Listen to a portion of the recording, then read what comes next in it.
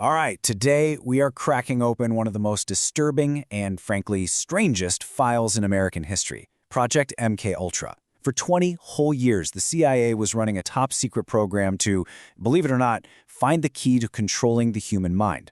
And the whole story, the reason we even know about it, really begins with a body falling from a 10-story window.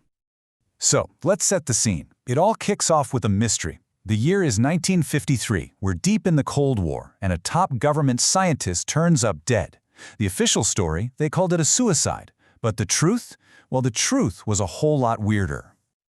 So who was this man? His name was Frank Olson, a brilliant bacteriologist working on some of the CIA's most classified, most sensitive projects.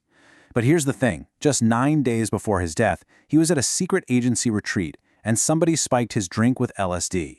His fall from that hotel window wasn't just a personal tragedy. It was the very first crack that would eventually shatter the secrecy around a vast, terrifying government experiment.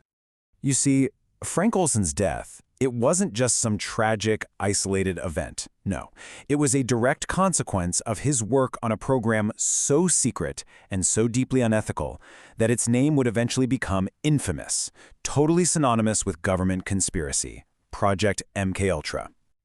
So what exactly was it? For a solid 2 decades, from 1953 all the way to 1973, the CIA ran this sprawling, completely illegal human experimentation program.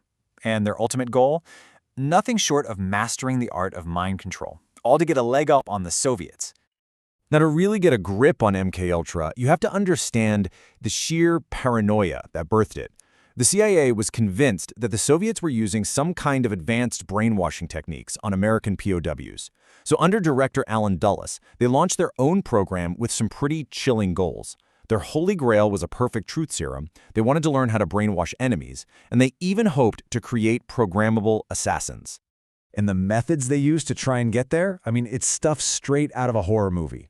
The program had 149 different sub-projects, and they tested everything you can imagine. Huge doses of psychedelics on people who had no idea what was happening to them, hypnosis, sensory deprivation, and this one technique called psychic driving, which involved putting patients in drug-induced comas and then forcing them to listen to audio messages on a loop, sometimes for weeks at a time. And if you want a sense of just how extreme this got, just listen to this. In some of these experiments, doctors were using electroshock therapy at 30 to 40 times the normal, medically accepted level of power. The idea was to literally de-pattern a person's entire mind, just wipe it clean, so they could try and rebuild it from scratch. And then there was maybe the most infamous sub-project of them all, Operation Midnight Climax. Seriously, that was its name.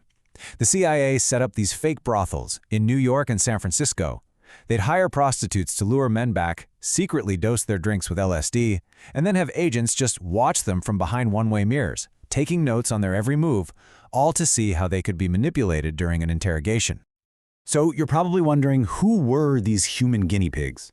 Well, they were literally anyone the CIA could get their hands on. We're talking prisoners, students, patients in mental health facilities, just everyday people. And the vast majority had zero idea they were part of a government experiment. And believe me, some of their names are going to surprise you. Picture this. It's 1957, and a young inmate at a federal prison in Atlanta signs up for what he's told is a study to cure schizophrenia. The deal? He helps science, he gets some time shaved off a sentence. That inmate was the future Boston mob boss James Whitey Bulger. And this went on for 15 months. Bulger was given LSD almost every single day. He later described it as an absolute living nightmare, with horrible hallucinations and a deep sense of paranoia that honestly never really left him. For the rest of his life, he was plagued by insomnia and nightmares. It was so bad he said he wanted to hunt down and murder the doctor who ran the study. All right, here's another name you'll definitely recognize. And this one is a real shocker. Another unknowing participant was this brilliant 16-year-old math prodigy at Harvard. His name was Ted Kaczynski. He volunteered for a psychological study run by a very famous psychologist named Henry Murray, who, it turns out, had some deep connections to the CIA's predecessor. The whole setup was just psychologically brutal. Students were first asked to write these deeply personal essays about their core beliefs and values. Then they were brought into a room, strapped to a chair with electrodes monitoring them, and just relentlessly attacked by an interrogator for what they wrote. The researchers themselves called the attacks vehement, sweeping, and personally abusive. And Kaczynski went through this for 3 years, for a total of 200 hours. But here's where the story takes a completely bizarre, unbelievable turn. This is the great irony of MKUltra. The CIA's secret quest for a tool of ultimate mental control would actually, completely accidentally, become the fuel for a movement of ultimate personal freedom.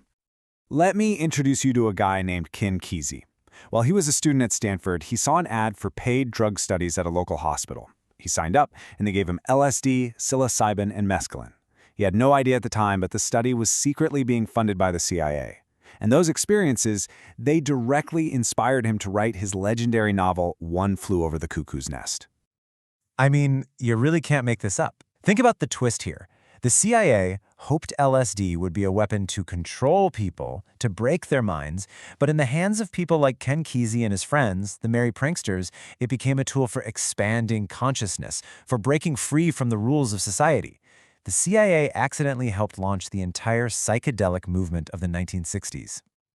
So the big question is, how on earth did a program this huge stay under wraps for 2 decades? And what finally brought it all down? Well, like with so many of these stories, it ended with a desperate cover-up. Okay, so it all started to unravel in 1973. The Watergate scandal was happening, and all government agencies were suddenly under a microscope. The CIA director at the time, Richard Helms, panicked and ordered all the MKUltra files to be destroyed, and he almost got away with it. But then, in 1975, the famous Church Committee investigations brought the program's existence to light. And then, the real bombshell, in 1977, a Freedom of Information Act request miraculously uncovered 20,000 pages of financial records that had been misfiled. That's the main reason we know what we know today.